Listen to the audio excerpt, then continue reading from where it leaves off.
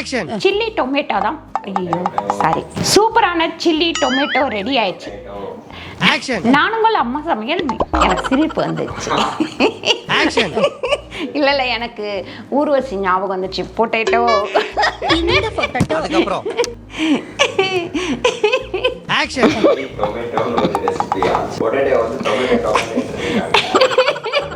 சூப்பரா நமக்கு chilli potato வந்து ரெடி ஆயிடுச்சு.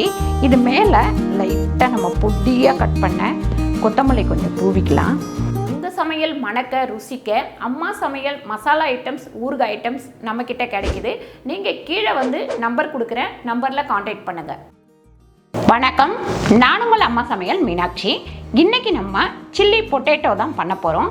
இது பார்த்திங்கன்னா நம்ம சாப்பாட்டுக்கு எல்லாமே சைடிஷாக வச்சுக்கலாம், ரொம்ப நல்லாயிருக்கும். வாங்க எப்படி பண்ணுறதுன்னு பார்க்கலாம். 2 ஸ்பூன் அளவுக்கு கார்ன்ஃப்ளவர் மாவு சேர்த்துக்கலாம். இதில் நான் வந்து உருளைக்கிழங்கை இந்த மாதிரி கட் பண்ணி வச்சுருக்கேன். இதே மாதிரி நீங்களும் கட் பண்ணி எடுத்துக்கோங்க. நம்ம தண்ணியெல்லாம் வேணாம், இதில் இந்த உருளைக்கிழங்குல இருக்கிற தண்ணியே போதும். இந்த மாதிரி நல்லா பிரட்டி எடுத்துக்கோங்க. இல்லை லைட்டாக பார்த்திங்கன்னா உப்பு சேர்த்துக்கலாம். இப்போ நான் எண்ணெய் ஊற்றி நல்லா காஞ்சிருக்கு. இந்த உருளைக்கிழங்கை பொரித்து எடுத்துக்கலாம்.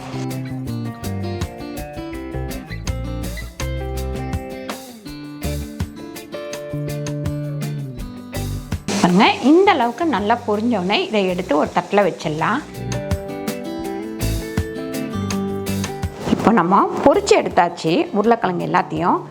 சில்லி பொட்டேட்டோவுக்கு நம்ம ஒரு 3 ஸ்பூன் அளவுக்கு எண்ணெய் போட்டுக்கலாம். நான் பொட்டேட்டோவை வந்து பொரிச்சு எடுத்துக்கிட்டேன். பாருங்க, 1 ஸ்பூன் அளவுக்கு நான் வந்து நறுக்கின பூண்டு சேர்த்துக்கிறேன். அதுக்கப்புறம் பார்த்திங்கன்னா இஞ்சி வந்து 1 ஸ்பூன் அளவுக்கு, 2 பச்சை மிளகாய் கீரி வச்சுருக்கேன், அதையும் சேர்த்துப்போம். வெங்காயம் நல்லா வந்து இப்படி பெருசாக 2 வெங்காயம் நறுக்கி வச்சுருக்கேன், அதையும் சேர்த்துப்போம். ஒரு 1/2 ஸ்பூன் அளவுக்கு உப்பு சேர்த்துக்கலாம். இப்போ நம்ம குடமிளகா சேர்த்துக்கலாம். 2 குடமிளகா நறுக்கி வச்சுருக்கேன், அதையும் சேர்த்துப்போம்.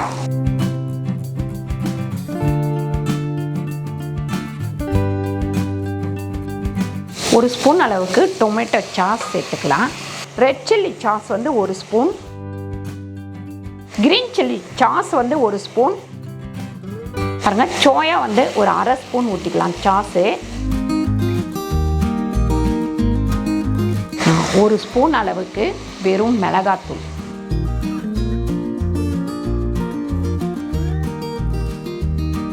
இதில் பார்த்திங்கன்னா நம்ம பொரிச்சு வச்சுருக்கிற இந்த உருளைக்கிழங்கை வந்து சேர்த்துக்கலாம்.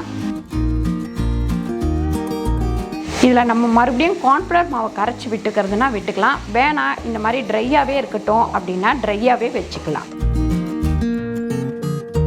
சூப்பராக நமக்கு சில்லி பொட்டேட்டோ வந்து ரெடி ஆயிடுச்சு.